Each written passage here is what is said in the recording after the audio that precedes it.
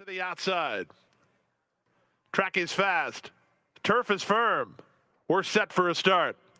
Racing at the Great Race Place.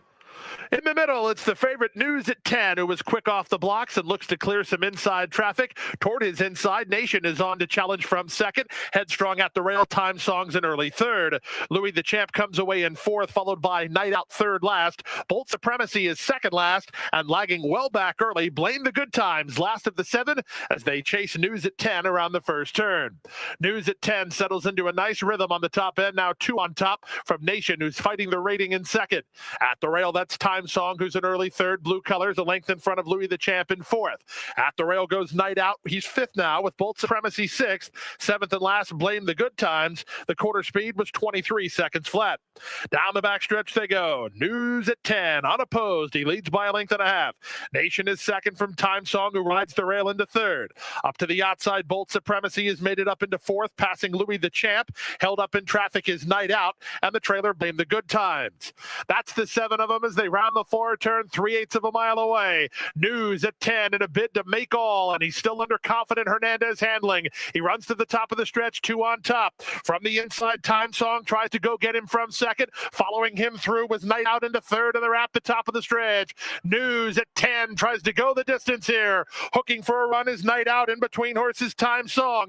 1/8 of a mile to go. News at 10 still there. News at 10 by 2. Second is still Time Song. Third is Night Out. They're charging, but they're out of time. It's the favorite of the opener. News at 10 and Juan Hernandez down the road to win it. Time Song was second. Night Out ran third. Louis the Champ was fourth in 1:34 and 4.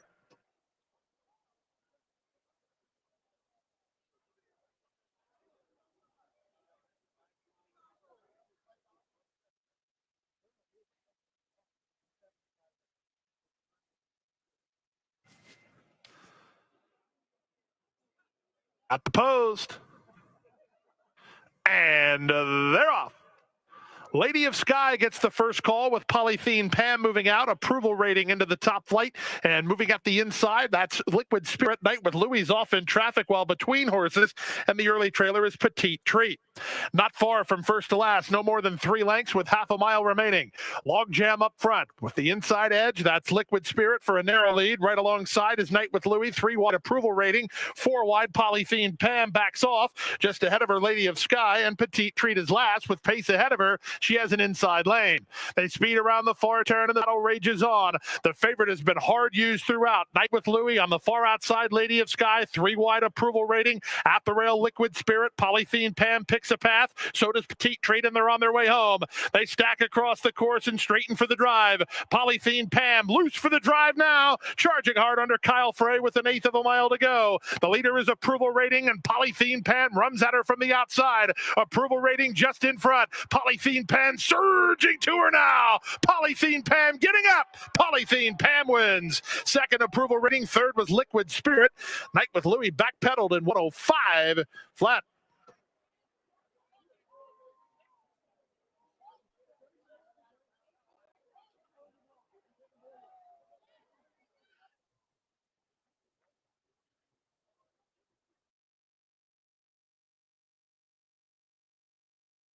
And they're off. In the middle, Ready to Pounce was quick into stride, so too Nauvoo. And up on the outside, Contrary Chieftain is put into play. Contrary Chieftain and Nauvoo, the 2 outside horses, kick on. Ready to Pounce is well situated in the early stages. He's racing in third. He's a length and a half in front of Leia's Candy, who's at the rail ahead of Manchild third last. Zimba Warrior is second last, and Zayarat is long way behind early. He's about 15 off the speed of Nauvoo. Tyler Bays and Nauvoo to the backstretch through a 22 and 4 opening quarter. They lead by 2 over Contrary Chieftain, and now at the inside, Leia's Candy is tugging on Pereira, and Leia's Candy is up into second with an inside lane. It's a gap of another 2 to Ready to Pounce, racing a half in front of Manchild. At the rail goes Zimba Warrior second last with 7 lengths to make up, and far back to Zayarat.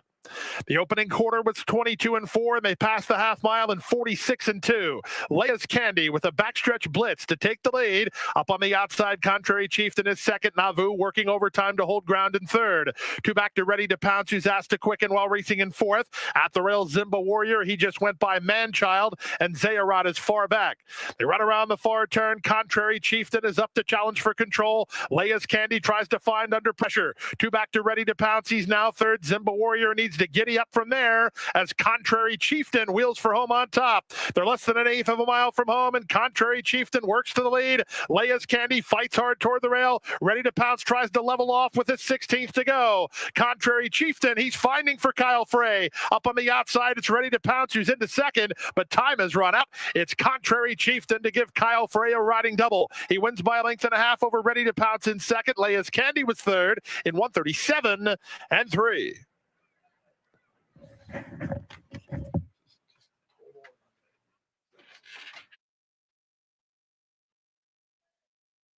$137.3 for $13 winner, Contrary Chieftain. Remigate. And they're off. Good start for the first-timer, seen by me, with the favorite Miles Finch moving out. Horizon Wildcat joins the top flight and speeding through at the inside. Lord Dunmore, it's a logjam for the early lead. Drop the bit, and Curlin Command even joined the vanguard. They're stacked across the course here. From behind the speed, it's Milk and Cookies racing in front of Subic Boy. Two back to San Andreas, and Maxville is the trailer as they race to the half-mile point. The opening quarter was quick and contested, 22-1. Up on the outside, the favorite takes over. Miles Finch, now clear length and a half. Moving out the rail, that's Lord Dunmore, who's back to second. Up on the outside, Horizon Wildcat is now third. Toward the rail, Curlin Command is there fourth, working three ahead of Seen by Me.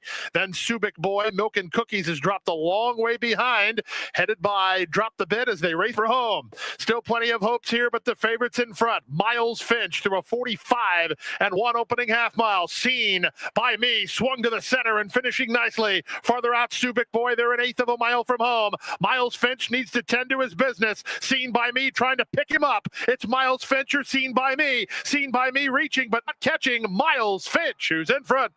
Miles Finch beats Seen by Me by almost a length with Curlin Command third. Subic Boy's fourth. Then Maxville, 109.4.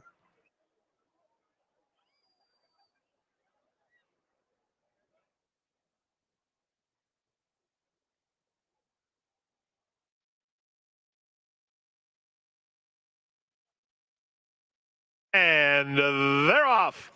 Not a good start at all for Flash That Smile. She'll be unable to flash her early speed. She's toward the back of the field. It's Lil Boom Boom, the favorite, away alertly and right to the early lead, taken on by Mia Pia and Sexy Blue. These three almost in line. Elsa Dutton finds herself in a good spot, fourth behind me in battle trio. Outside goes Big City Miss. A gap of two more to Flash That Smile, who's second last after a bad break. And the trailer is Rockford Peach.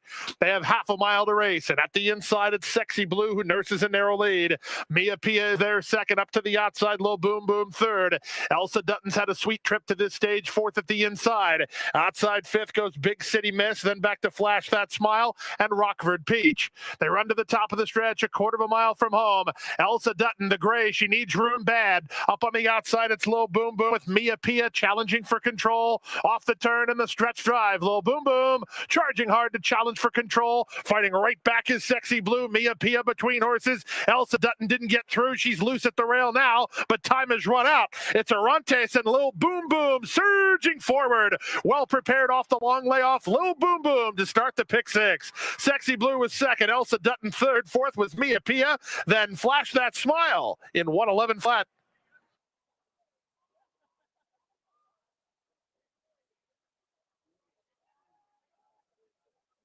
$17. The pick three, $60.30. Pick four, $156.40. Today's fifth race, named for Adeline Law's 100 Days. Enjoy your afternoon at the races, and we're at the post. And they're off.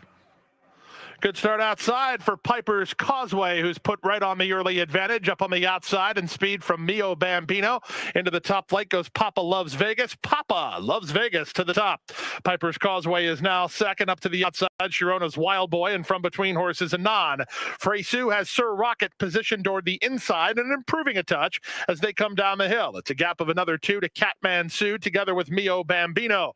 Then it's Uncle Chili, 2 back to the Shillelagh. Bid on the prize toward the back of the field as they complete the quarter in 22 seconds flat. They move around the far turn here and go down the hill on the hillside course at Santa Anita. Papa Loves Vegas, a length and a quarter. Piper's Causeway is second. Sir Rocket poised to strike. He's had a good trip third. Shirona's Wild Boy next. Mio Bambino on the far outside trying to gear up as Anon and Catman Sue, and they're on their way home.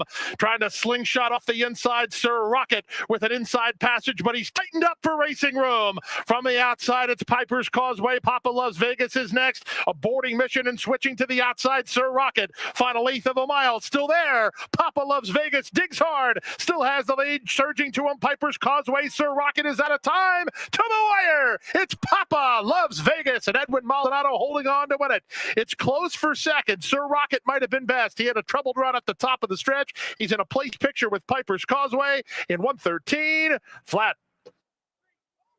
Santa Anita's own Frank Miramonte on the call with 19 minutes to the Belmont Stakes. They're all in the gate. And they're off in the Summertime Oaks. Good start for Cash Call. She was away well from her outside draw, but the stablemate Howen is forwardly positioned. Howen to take the lead and the run to the first turn. In between horses and challenging for control is Sea Runner with Cash Call 3 wide. The gray Arm Moonlight is off the inside for Pereira while racing in fourth, about 3 lengths off the speed. And the late running long shot Alleyhees is last of all. They chase Drayden Van Dyke and Howen to the backstretch. 23-2 for the opening quarter. Howen on top by a length. Sea Runner is second. Cash Call positioned in the clear, 3 wide while third. A bit keen fourth at the inside is Our Moonlight, and 5 to the trailer, Alleyhees. Less than 5/8 away in the Summertime Oaks. It's Howen in front, leads by a neck over Sea Runner in second. Biding her time in third is Cash Call. Racing in fourth is Our Moonlight, and still 6 to Alleyhees. The test match continues through a 47-2 half mile. The real running hasn't started yet. The leader is Howen, 3 parts of a length. Sea Runner is second. Cash Call still patiently handled by Juan Hernandez in third. Pereira deciding where he wants to go on Our Moonlight. She's fourth. A gap of 5 more to Alleyhees as they round the far turn, and now the pace quickens. Here's a 3 wide sweep from Cash Call to take on Howen. Working harder between them is Sea Runner. Our Moonlight fourth, and she'll look to hook to the far outside.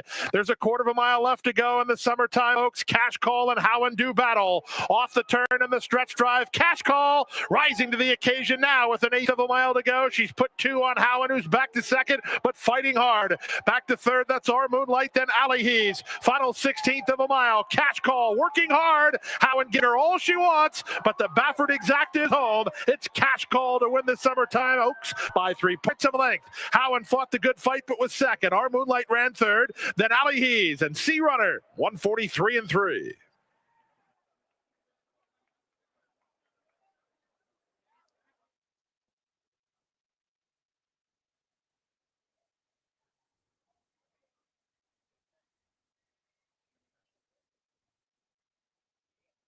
From the outside, Jeweled Shillelagh will complete the line. They're in the gate, and they're off. Far outside, Jeweled Shillelagh was away quickly enough, moving out the rail, and Centaur is Miracle Mark to challenge for control. These two race on, with Tessuto coming away in third. At the rail, Ottoman Prince is in early fourth, followed fifth by Zalamo. 2 back to Lahaina Flavor, racing about 6 lengths off the lead in front of Quezon. Then King of Clubs, second last. Guy Named Joe, last of all, as they chase the speed of Miracle Mark. Diego Herrera and Miracle Mark set the tempo. They lead by a length and a half. Jeweled Shillelagh is second. Ottoman Prince, pink colors, third at the inside. Tessuto is now fourth. Lahaina Flavor has dropped over to the inside from that wide draw, racing together with Zalamo, the 5 lengths behind. Then the team of King of Clubs and Quezon, and still 3 to the trailer, Guy Named Joe. They complete the opening quarter in 23-1, and they go to the half-mile mark. The leader, Miracle Mark, still there by almost a length and a half. Second, Jeweled Shillelagh, biding time with Ottoman Prince, third at the rail. Tessuto is now fourth. Moving up toward the rail, Lahaina Flavor is there fifth. up to the outside. It's Zalamo 6th. Quezon is 7th. King of Clubs is 8th. And still 9th and last is Guy Named Joe. They speed around the far turn through a 46 and 4 half mile at 7-1. Miracle Mark in a bid to make all. The gray Jeweled Shillelagh goes on the attack second. Ottoman Prince third at the rail. Off the turn and the stretch drive. Miracle Mark still finding here.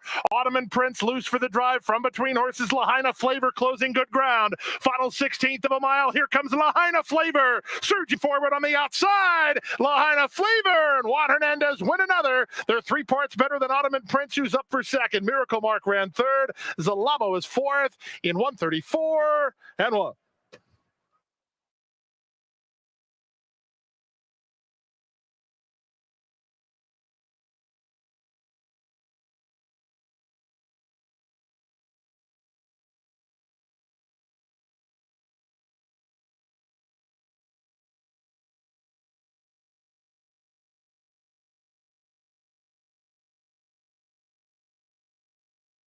Tail Pete, and these two race on. On the far outside, it's Sav's Thirsty Star into the top flight, and Sella Hall's going to work between horses and is up into third. Butterfly Beach is 5th in the early stages, ahead of Empress of Grace. Then Rosie Ann Rules, and lagging well back early is Prize Conquest. To the half-mile point they go. Ponytail Pete, she's there a length now. Sav's Thirsty Star is 2nd. Sella Hall is now 3rd. After a sharp break, Tropical Rain Day rates a trip in 4th, in front of an improving Butterfly Beach. Back from there, it's Rosie Ann Rules, then Empress of Grace, and Dial Long Distance to find Prize Conquest.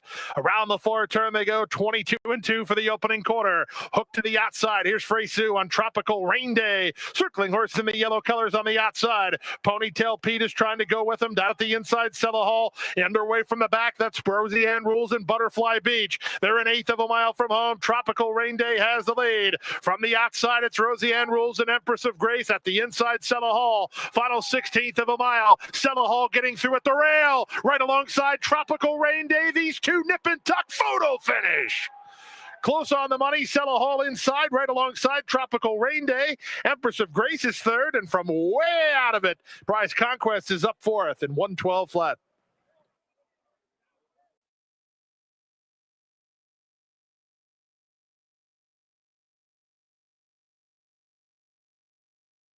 Tomorrow here at Santa Anita Park, first race post time is 1 o'clock.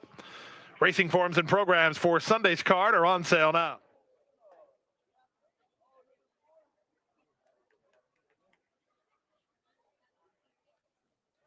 And runners away. Auntie away quickly in the pink colors toward the inside. In the middle, here's speed from Icons Only put into play. Splitting them, Sensational Dream won't be far away. These 3 in line. Miss Artois 4th at the rail, followed by Runyon Canyon. A length back to Lila. She's mid-flight, about 7 lengths behind. Moving at the rail, that's 4 Arrogate. Then Church Lady.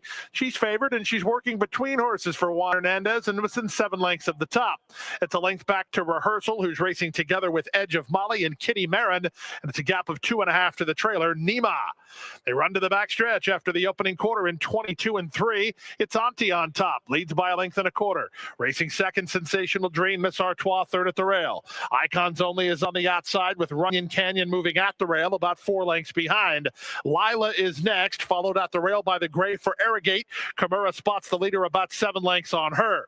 Outside goes Church Lady. She still has a shot from there. She's very much part of this with 7 lengths to make up. She's 2 better than Edge of Molly and Kitty Marin. Out the back, Rehearsal and Nima.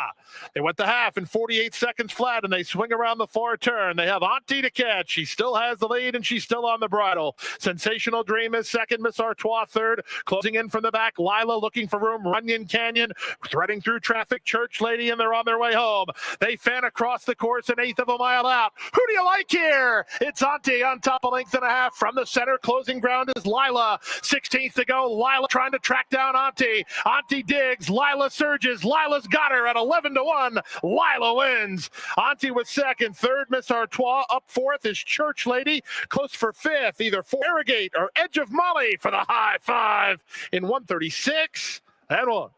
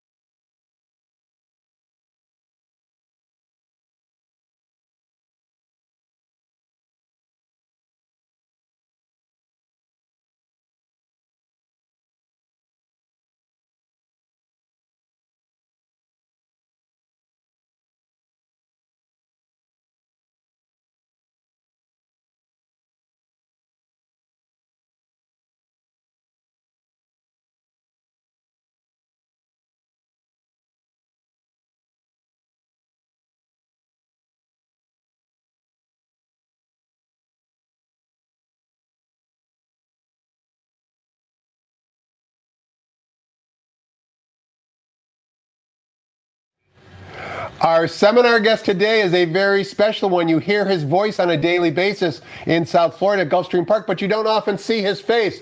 Well, we're going to fix that today because he's been the substitute announcer the last 2 days. Today's his closing day. Our closing day is next weekend. You know him, you love him. His name, Pete Aiello. Pete, happy Sunday. Welcome to the seminar. Tom, good to be with you. Looking forward to this. You are very contagious with your enthusiasm, to say the least. You bring a lot of excitement to the race calls. Let me ask you a question, Pete.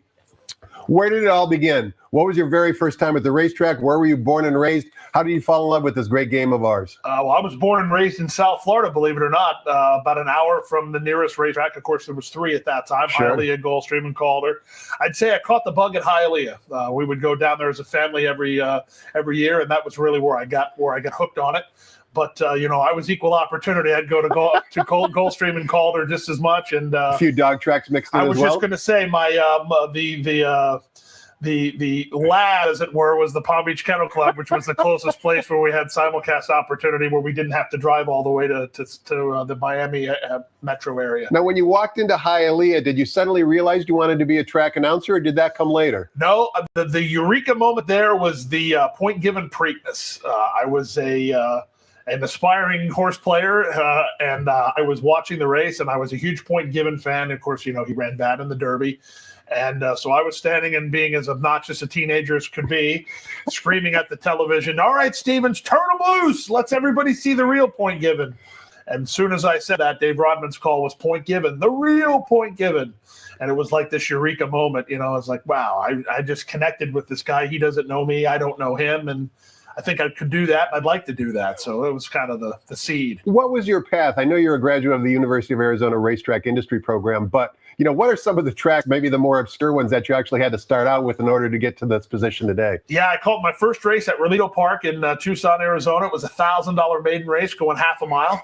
You remember the name of the winner? Yep, Slumberjack under Anna Barrio from the 3-post, went gate to wire.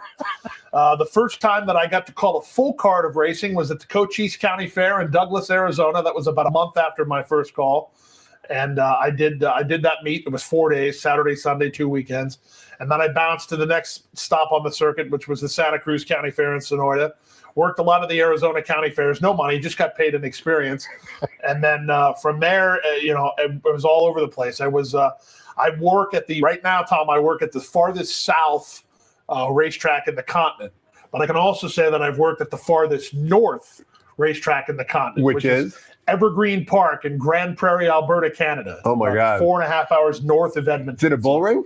5/8 mile thoroughbred track with a 7/8 chute, and then a half-mile harness track on the inside at that time. No more harness now, just the thoroughbreds. But it was, the cool thing about that was it was run what you brung style. So I once saw a quarter horse race a thoroughbred going 5.5, which was an interesting experience, to say the least. With you bouncing around all around the country and all around the continent, Pete, do you have some mentors? Do you have some people that you lean on in order to improve your craft? Yeah. Luke Wrightboss was the guy who got me started, and he was a fellow alumni of the RTI. Is that how you met at Arizona? Well, yeah, we had the mentor lunch at the symposium. Uh-huh. They gave him the day off at Turf Paradise, and he came down to meet with me. And he was a great teacher, and he was a really good mentor.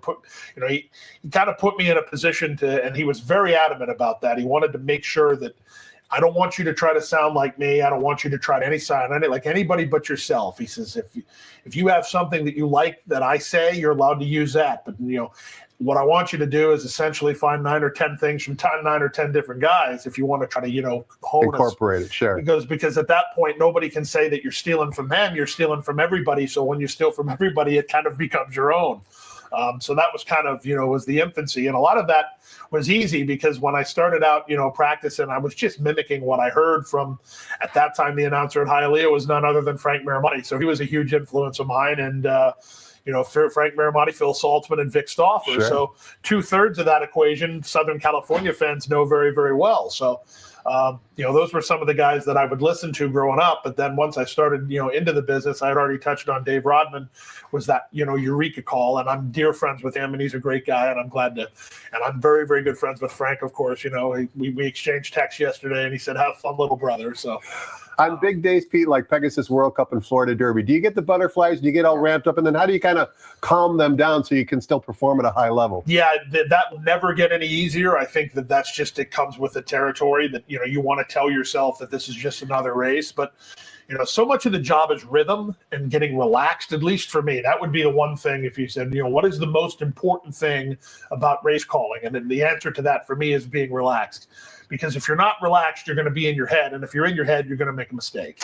And so for me, it's all about trying to stay relaxed, which becomes almost impossible on big days. There's just so much else going on. Vic Stauffer actually gave me great advice, though, physically. He said that about 10 minutes before a really big race, he says, lock the door and pretend you're at your wife's pregnancy Lamaze class. He says, and just deep breath in, deep breath out. He said, just fill your diaphragm up with air, because he said, invariably, on a big race, you're going to get nervous and your chest muscles will tighten up. And when you get to go into the turn, you're going to run out of air. And I remember, the first Pegasus, but he told me that before the first Pegasus. And I said, I'm not doing that. And I was washing out and sweating and whatever, in about 4 minutes to post. I said, well, what the heck? It's not going to hurt anything. So now it's ritualistic. Now I have to do it. Well, I'm going to take a deep breath and take a breath of air, because I'm going to take a break and let you do all the work. You're going to let everybody know who are the scratches and jockey changes on today's program. When we resume after that, you're going to give us who you like on today's 9-race card. Can't wait. Try for some easy money. Easy money. We'll be right back after Pete gives us the changes. Stay tuned, everybody.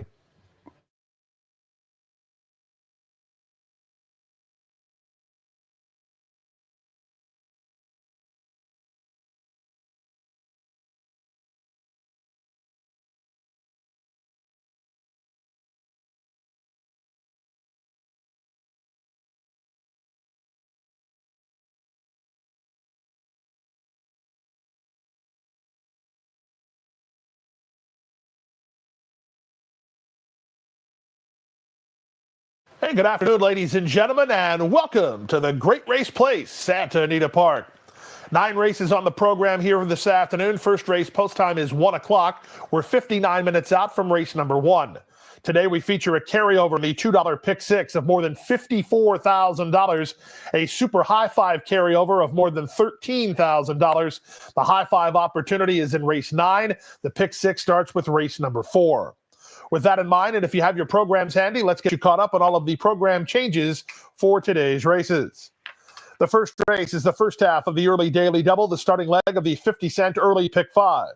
In race 1, number 3, Time to Shine, a change of jockey. Make the jockey Antonio Fresu. Antonio Fresu rides 3, Time to Shine. Take note, jockey Umbi Rispoli will not ride here today. He's racing in New York at Saratoga. There's an overweight in the first race on number 2, Joyful Mischief, of 1 pound over, and the 3, Time to Shine change of equipment to blinkers on. Those changes in the first. Turn to the second race, starting leg of the early pick 4. In the second race, number 2, Checks on the Way, a change of jockey. Make the jockey Juan Hernandez. Juan Hernandez rides 2, Checks on the Way in race number 2. Go to the third race. In today's third race, we go 1 mile and a 16th. It's the Sunday feature, the Affirmed. No show wagering and no changes. The fourth race at a 6-furlong trip over a fast main track. In race 4, scratch 4, Motown Gal. Scratch 8, Hollywood Mistress. 4 and 8 withdrawn from race number 4. It starts the pick 6. Equipment notation for 5, Pondergating, goes with hind shoes on. Turn to the fifth race. It starts the late pick 5. In race number 5, we're on the turf at 1 mile. There are no changes. Race number 6 starts the late pick 4, 6 furlongs over the main track. In race 6, there are no changes. The 7th race is the starting leg of the late pick 3. Late pick 3, a $3 minimum here at Santa Anita Park. Number 8, Mondego, a change of jockey. Make the jockey Hector Barrios. Hector Barrios rides 8, Mondego, in race number 70. Turn to the 8th race, first half of the late daily double. In the 8th race, a 1-mile trip over the fast main track. There are no changes. 9th and final race, your super high 5 race of the day. Maidens on turf out of the chute at 6 furlongs. 2 jockey changes here. Number 2, Vanalia, make the rider Armando Ayuso. Armando Ayuso rides 2, Vanalia. 3, Cool Tap Dancer. Make the rider Pedro Flores. Pedro Flores rides 3. Cool tap dancer. Aiello on the 2. Vinalia. Those changes in race 9. Those are your changes as they stand at this time for the Sunday card at Santa Anita Park. With the 9-race format, the $2 pick 6 begins with race number 4.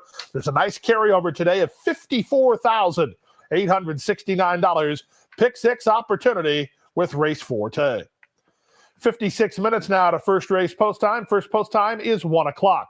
Wagering windows open on all levels. We're certainly glad to have you with us. We hope you have an enjoyable afternoon at the races. Good luck today.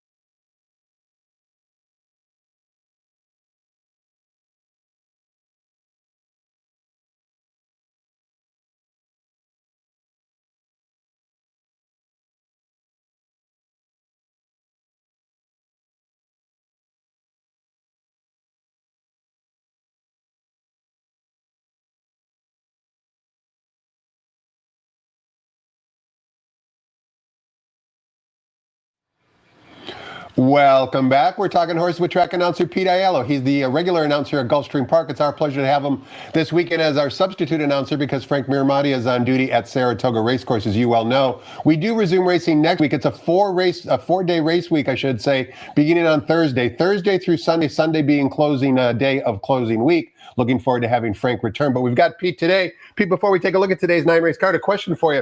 You've been to Santa Anita a couple of times before this trip. What are some of the things that strike you visiting Santa Anita that maybe the normal race fan who hasn't been here doesn't understand how special Santa Anita is? Well, there's a couple different things. For one, the magnitude of the facility. I mean, there's just history from square foot to square foot, and there's a lot of square footage to cover. I know that, so many of the racetracks are tailored to more of the reality of the business these days, which is a big crowd 1 or 2 days a year. But Santa Anita's been here an awful long time, so there's not really any opportunity to change that.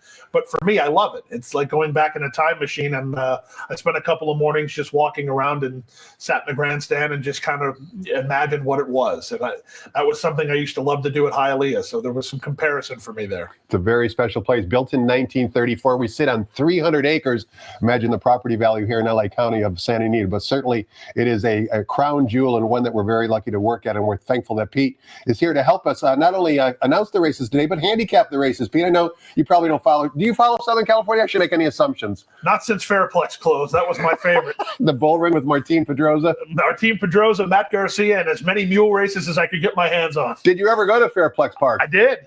My car broke down in the parking lot at Los Alamitos the night before, and I took a cab to Fairplex anyway. Fairplex Park created so many new racing fans because, of course, a lot of people went for the fair. They would stumble into the bull ring, and all of a sudden they would become racing fans. It was really a contagious type of atmosphere. And the thing that I love the most about it is if you took a nasty beat, you could just go into the midway and get an elephant ear and calm yourself down before the next race. Something fried peanut butter. They had certainly plenty of food options there. All right, Pete, enough chit-chatting. Let's get down to business because, as you mentioned, we've got both a $54,000 pick 6 carryover, which will start in race number 4, as well as in race 9, our closing race, a $13,000 super high 5 carryover as well. But first things first, 50-cent early pick 5 time in race number 1, where we're traveling 1 mile on the main track. Maiden optional claimers, fillies and mares, a field of 6. Morning line for number 4, a friend of mine, who is the only 4-year-old in the field, currently 6-5 on the board. Before we get your thoughts on the race, Pete, I wanted to watch the replay for number 4, a friend of mine. She debuted back on May 10th. She debuted in a maiden optional claiming race. She ran great at 14-1. She's actually a half sister to Desert Dawn, who earned $1 million in her racing career, also trained by Phil D'Amato. But let's take a look at a friend of mine's debut performance back on May 10th. She's going to break from post position number 2 in this replay. So let's listen to Frank Miramati describe the action when a friend of mine ran 6 furlongs on debut. And they're off. Moonlit Courage and Nicolina, the first 2 out of the gate. Guitar Girl comes away in 3rd. They're joined by East Boca Kibitz moving into contention rapidly on the far outside. Then it's a friend of mine, Don't Tell Our Wives, and inside of her, Insolenta. Losing the rider there was Perfect Smile. Perfect Smile lost the rider at the start. In the meantime, East Boca Kibitz has opened up a 4-length lead into the far turn. with Moonlit Courage now taking up the chase in second. Nicolina is hard-ridden in third, not responding at all. At the rail, A Friend of Mine is moving right into contention down at the rail as the favorite plummets toward the back of the field. Making a run on the outside now is Don't Tell Our Wives with the white cap as the field turns for home. It's a wide-open scramble. Inside the final eighth of a mile, Don't Tell Our Wives is coming to challenge A Friend of Mine. A Friend of Mine, Don't Tell Our Wives are head and head. Guitar Girl moves into third. Moonlit Courage is fourth. Don't Tell Our Wives or A Friend of Mine. A Friend of Mine and Don't Tell Our Wives. It is very... Pete, as we watch the gallop out of A Friend of Mine along the rail, certainly looks like she's going to like two turns. She's full of run, even though the race is over. She missed by a dirty nose. I feel bad for those players who had her at 14-1 today. They missed the wedding. Now are they going to go to the funeral at 6-5? Well, if they do, they're going to go without me because there was a couple things, and again, you follow this circuit, so I get to ask you questions live and on the air. That race was a race that was a restricted maiden allowance race. How much different is it than now we take that restriction off, and is that the reason why the four A Friend of Mine may have a chance to get toppled over here? Yeah, I think primarily the breeding that I mentioned, Pete. It's interesting. I pulled up the past performances courtesy of DRF Formulator for Desert Dawn, who she's a sibling to. Desert Dawn actually debuted at 5 furlongs at Del Mar. She finished third, earned her second lifetime start, again trained by Phil D'Amato. She actually went 2 turns and won by 4 1/4 lengths. So I think A, the D'Amato barn is hot. B, the breeding is there. C, we just saw the replay. She's certainly a main contender, but you like Sunset Beauty on the outside a little bit better. I do actually like Sunset Beauty a little bit better. There's some things to like. I like the trouble call last time out when first start off the threshing for Leonard Powell. This horse, to me, looks like another one that should appreciate the 2 turns. If you can excuse the fact that the last 2-turn trip was on the grass, so a surface that apparently she didn't care for, on top of the trouble call, she kept very good company in each of her 2 races. Her first race, she's 4th behind 2 repeat winners, including a horse who won the race that would come back to win. I always like to see that. So I'm swinging against the favorite early. I'm glad to see some early money on my endorsement, Sunset Beauty. So maybe we can get lucky to start the day. 6 and 4 to kick off the proceedings here at St. Anita. Before we take a look at race number 2, Pete, another question for you. How difficult or how not difficult has it been for you to learn the new silks and the new names here at Santa Anita? Very, very difficult, Tom. I've been kind of scrambling the whole time I've been up there. And but you haven't missed a beat. That's what I was going to say, Matt. But I thought some of the calls yesterday when I did them, it's funny, your brain tells you that wasn't that good. And then you go back and listen to the replay and go, oh, no, that wasn't bad.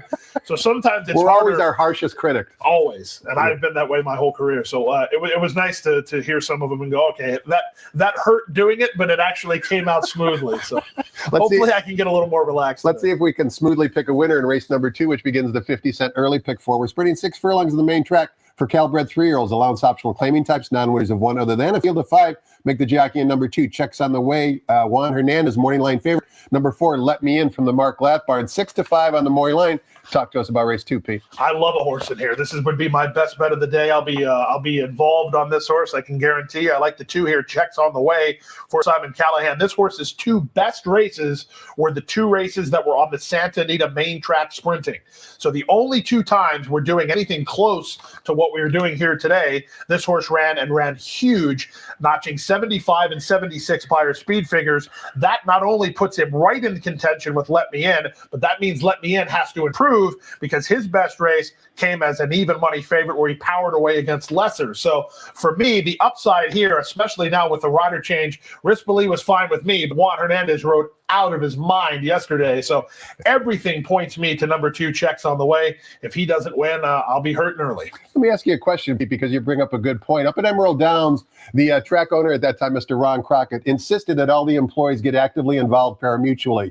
He even had a self-service machine in the conference room to give you an idea of how passionate he was about his employees wagering on the races.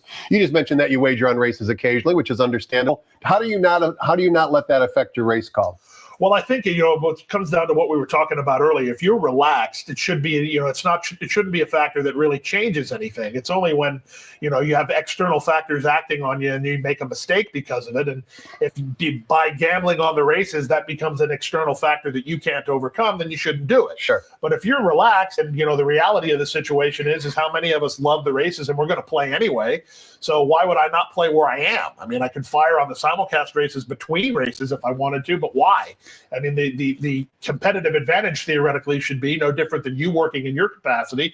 You have a better edge on California racing than you would if I had you on the show at Gulfstream. You're absolutely right. Although I did win a tournament at Gulfstream Park, paying a little bit of money, pocket change. You can do the research on that particular one, but that's ancient history. Let's take a look at the feature race on today's card, Pete. It's the Affirm Stakes for 3-year-olds traveling 1 mile and a 16th on the main track. We've got a good field of 4. 2 of them trained by Bob Baffert, including the Maury Line favorite number 3, Gaming, who's 4 to 5 on the Maury Line. Gaming exits a really good Pet Day mile on Kentucky Derby Day at Churchill Downs. What say you about race 3? Well, I have here question time for Quigley again. Oh boy! Questions I didn't know I'd be Quigley. on the hot seat.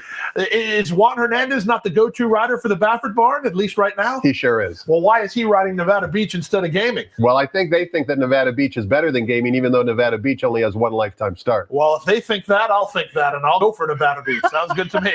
You do like Nevada Beach. Do you respect Gaming as well? Is it going to be a Baffert exacta, or how are you playing the race? Well, it was a Baffert exacta in the Summertime Oaks yesterday, so why change it if it's not broken? It's the other thing too is, and I don't know, the morning line says Gaming is going to be odds on, and Nevada Beach is going to be a strong second choice. If they're right about that, that makes me like Nevada Beach even more. For Team Pegram, Watson, and Whiteman, Mr. Watson was a well-respected car dealer in Tucson. As is Mr. Whiteman. And I actually called a race for him at a steakhouse the day I graduated from college. I don't know if he remembers that. But was that Sullivan Steakhouse or something like that? What's No, the name of that place? It was right up. You've probably been there. It was right up on the top of the hill. I think it was rumored to be controlled by some less than stellar folks, and it's no longer with us. But they had a heck of a wine cellar. I remember that. Mr. Watson and Mr. Whiteman certainly do not go to Outback, so I'm convinced it was a high-end steakhouse. Well, let me put it to you this way: I couldn't have afforded to eat there in my tax bracket, even now. Not many people can. Race number 4 begins the $2 pick 6, as both Pete and I have mentioned. $54,000 already in the kitty. Expectations are new money will exceed $500,000, and we kick things off for restricted fillies and mares in for a $5,000 tag, traveling 6 furlongs on the main track.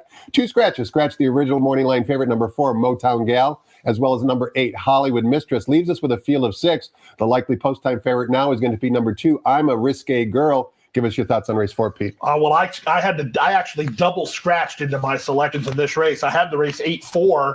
Both of them come out.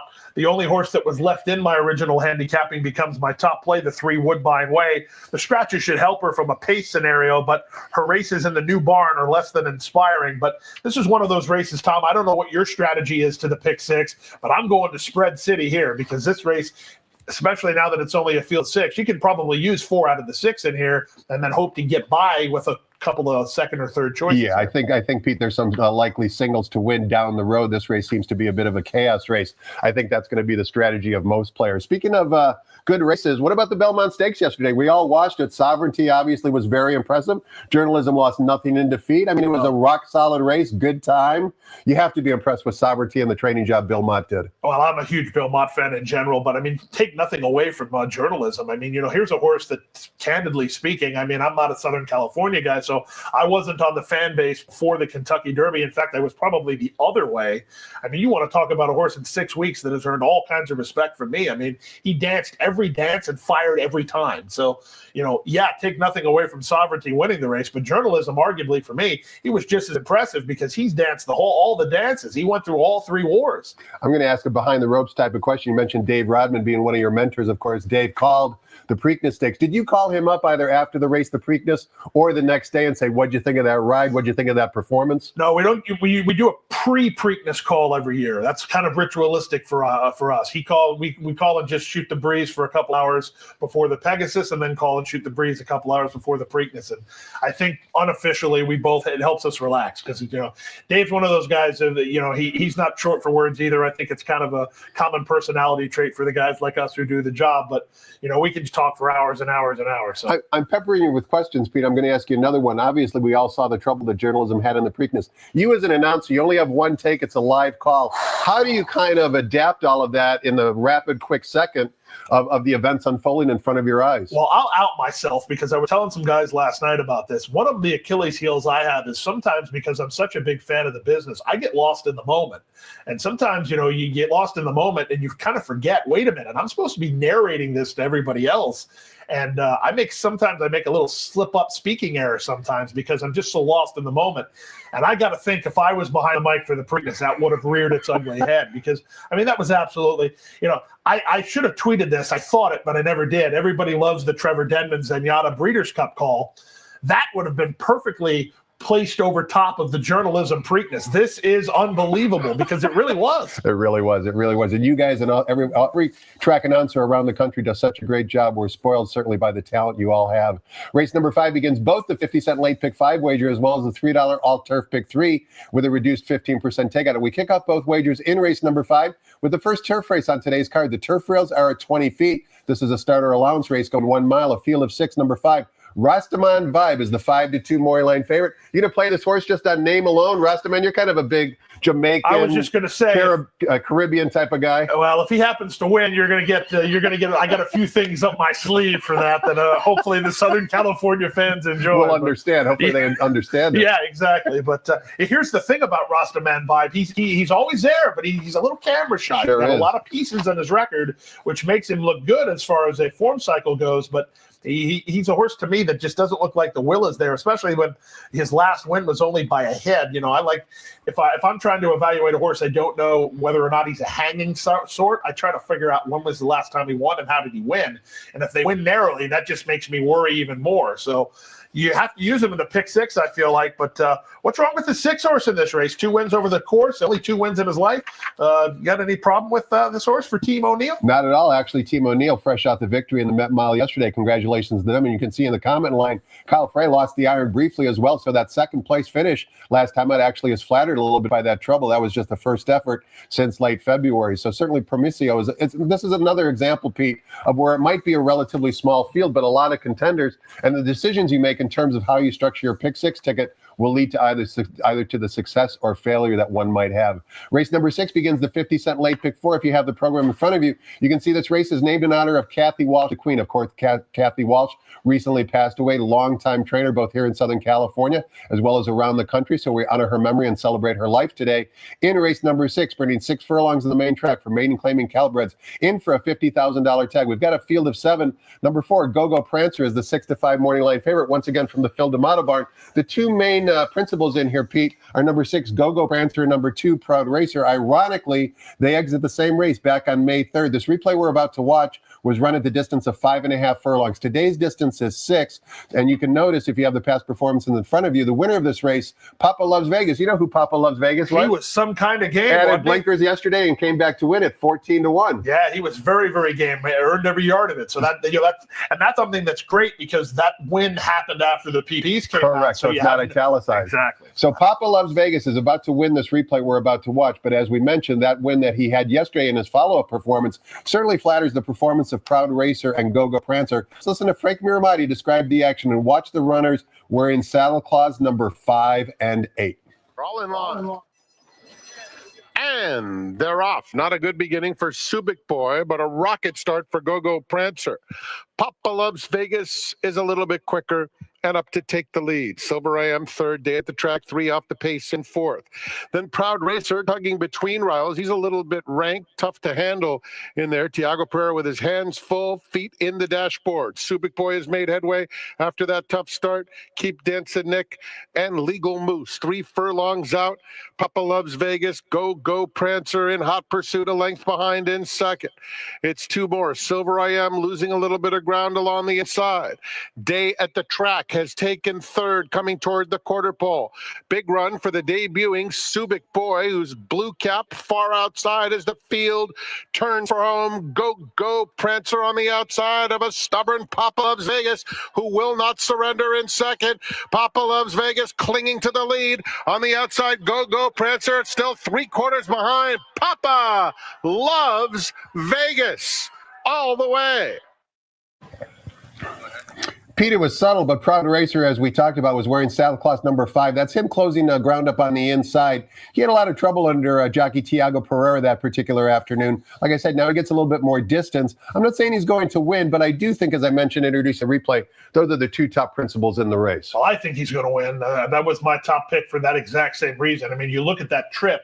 The favorite in this race, Go Prancer, in that race, he had a far better trip Drawn outside, drawn stalk in the outside in the face. clear, didn't have to work between horses. I mean, there's, and then there's only a neck apart. So was that a neck worth of trip problems? I think so. 100%. As we can see on the graphic, 2 and 4 for Pete Aiello, our summer, I guess, in race number 6. Let's take a look at race number 7, a mile and an eighth on the turf course. Allowance optional claiming types, non-winners of 2 other than. Race 7 begins at $3. Late pick 3 with a reduced 15% takeout. Make the jockey at number 8, Mondego Hector Barrios, the morning line favorite. Number 2, Dicey Mochera at 5-2. 9 ways you can go here, Pete. Which way you going and why? Well, to be fair and be completely candid, this race confused me. This is a very, very hard race. I was looking for a dedicated closer. I see a lot of one-dimensional speed in the race. I see a lot of stalking speed in the race. I don't see any closers. And I was looking at Dicey Mochara, who does have a lot of back class to him. And it's not the type of horse that I would want to pick on top because, again, he's camera shy. I can't find his last win. He hasn't won in the last 2 years. I shouldn't want to take a short price on a horse like that. But the problem is the only horse I can find that has ever passed horses and a decent field is Dicey Mochara. So find me a closer, Tom. Who's the closer? Give me it. Good question. If I knew, I would certainly tell you, but I don't. I have the similar problem handicapping the race because it's going to become a rider's race, right? That's basically what it's going to do. How fast are they going to go? Is it going to be? We think it's going to be fast, but everybody reads the racing form. This is a track announcer. On paper, the pace looks hot, and all of a sudden, everybody kind of takes back, and it turns out to be a slow pace. Well, the other thing too, it's a mile and an eighth too. So then I think that will mitigate that. That'll make that problem even worse because guys will say, I can sit. I got plenty of time to get over, or things like that. And one of the other things I've noticed since I've been out here the last few days is your turf course plays a little more fair than mine. So at Gulfstream they would be sending because the speed carries on our turf course. I've seen it both ways since I've been at the Great Race Place. So that helps. And that, to me, that makes it a more exciting race because you can close. It's not a huge tactical disadvantage to want to take back. Race number 8 begins the $5 late daily double, also with a reduced 15% takeout. We kick off that wager in race 8, going 1 mile on the main track for fillies and mares, non-winners of 2 races lifetime. $16,000 is the claiming tag. Number 4, Nada from the Richard Baltasbart is the 9-5 morning line favorite. Just missed last time out at this level. Slam dunk here single, or are you looking elsewhere, Pete? I mean, you tell me. Is this a slam dunk single? I mean, based on her last race, they can't beat her. But her races before that are nothing to write home about. The only time she won, she went gate to wire. There's some other speed signed on in here in Broadway Venus. I was torn. I mean, I ended up trying to swing against. I'll go with the rail horse Misty Muppet. I don't know if she wants 2 turns. But, I figured maybe she can get, tactically speaking, she can get close enough to Nada, and we'll see what happens. But if Nada runs her last race back, they can't beat her, I don't think. Yeah, Nada is actually going to be my vulnerable favorite on the Pick 6 segment today. I'm trying to beat her just like you are. Last time out, she lost to a runner from the Ruben Gomez barn who was returning from a December layoff after last appearing at Los Alamitos across town. So even though she was well clear of third, she might actually even react off that race. But I think she's going to be way over bet, and that's why I'm trying to designate her as my vulnerable favorite. Pete, we close out the card in race number 9, which, as I mentioned, also offers, besides being the last leg of the Pick 6, we offer $1 super high five wagering with a $13,000 carryover in there. You might be surprised how much money is bet into this pool, Pete. I'm imagining it'll be close to $100,000 because this is a good way to end the day and end the week. We're traveling 6 furlongs in the turf course for maiden special weight fillies and mares. There are 2 jockey changes. Make the jockey number 2, Armando Ayuso. Number 3, Cool Tap Dancer, will now be ridden by Pedro Flores. The morning line favorite is number 2, Venalia from the Phil D'Amato barn. Phil D'Amato could have a big day today. Sometimes it's as easy as that, just sticking with a hot trainer. Give us a winner to close it out, Pete. I gave you my best bet of the day in race number 2. This is the upset special for me, my long shot play of the day. And here, the 7, Angelica Bay, first start since coming across the pond. But this horse has some seriously good company lines. The horse who won that last race, Footwork, is a very, very nice individual. Well beaten in a grade 3 at Newmarket behind Lake Victoria, who's a really, really nice individual. This horse is keeping good company.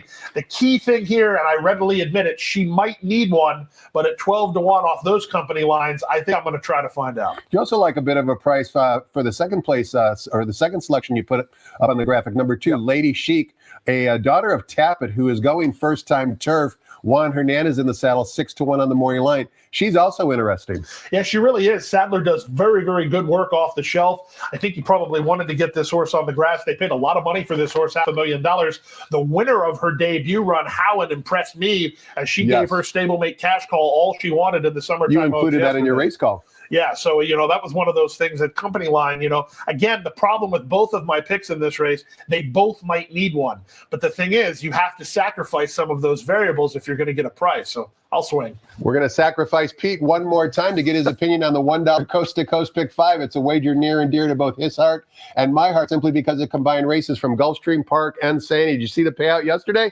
Once again, it paid great. Today's proceedings with the low 15% takeout. Kickoff in Gulfstream Park's race number 9. Post time for that will be 2:18 p.m. Pacific time. You got a busy day today, Pete. I certainly appreciate the time and effort you put into the seminar. Great having you here in Southern California. I hope you come back and see us sometime real soon, and best of luck with your career moving forward. Well, thanks a lot, Tom. Thanks to everybody at Santa Anita Park for the warm Southern California hospitality. It's been a great weekend. It's been our pleasure. Thank you, Pete. And thanks to all of you for watching as well. Hope you enjoyed it. Next voice you hear will be none other than Pete Aiello, introducing the colors and also updating us when any late scratches. Thanks for watching, everybody. Have a great afternoon and good luck.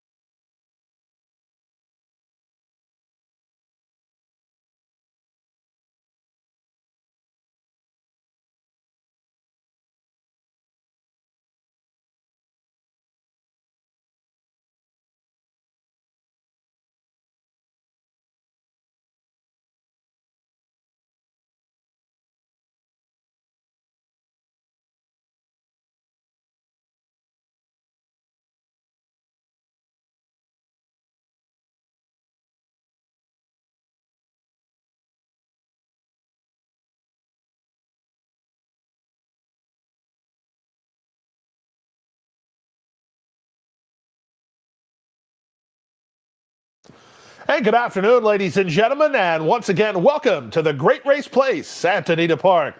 At this time, we ask that you please rise and remove your caps in the playing of our national anthem.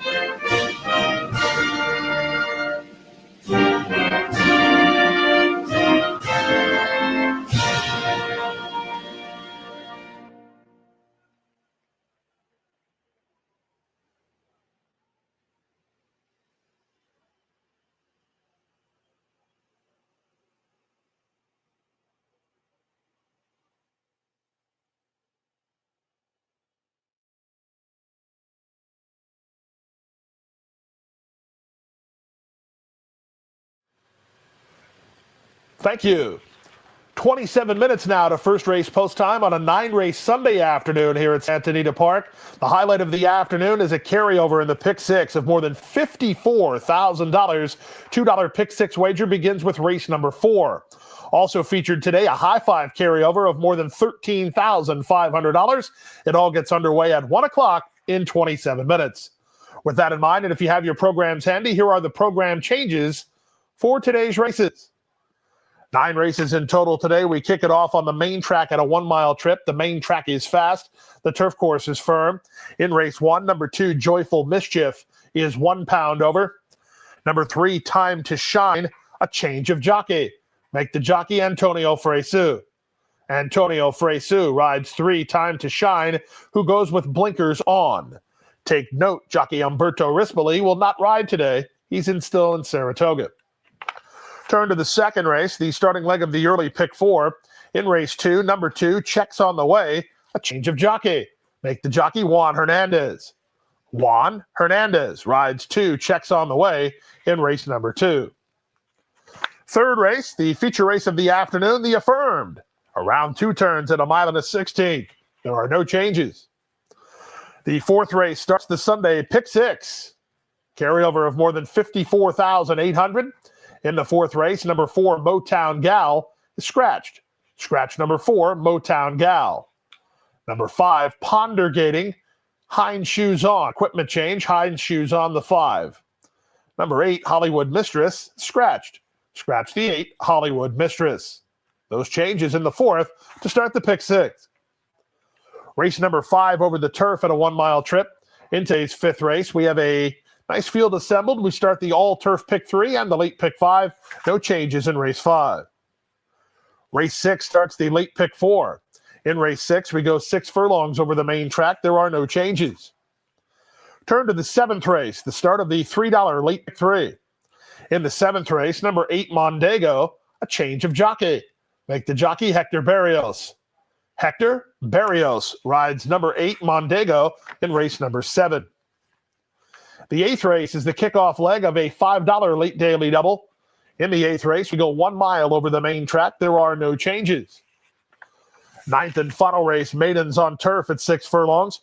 In race 9, number 2, Vanalia, a change of jockey. Make the jockey Armando Ayuso. Armando Ayuso rides 2, Vanalia. Number 3, Cool Tap Dancer, a change of jockey. Make the jockey Pedro Flores. Pedro Flores rides 3, Cool Tap Dancer, in race number 9. Those are your changes as they stand at this time for the Sunday card at Santa Anita Park. We're 24 minutes out from race number 1.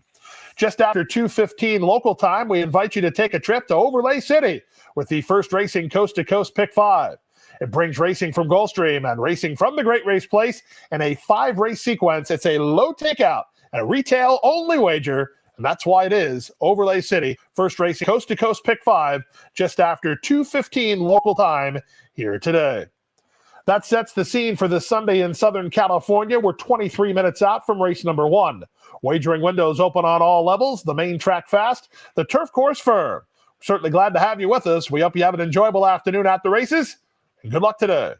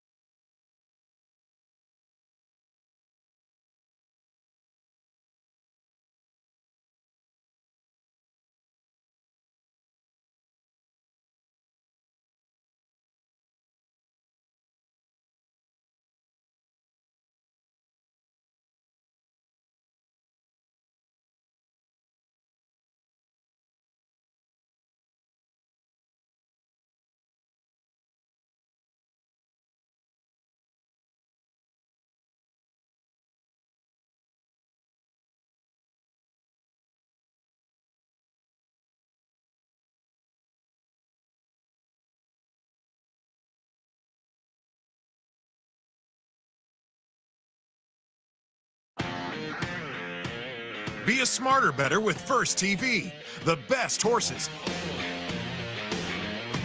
With thousands of exclusive morning workouts. All at your fingertips and delivered right into your inbox. Everything you need to be informed. Be smart. Bet smart. With First TV.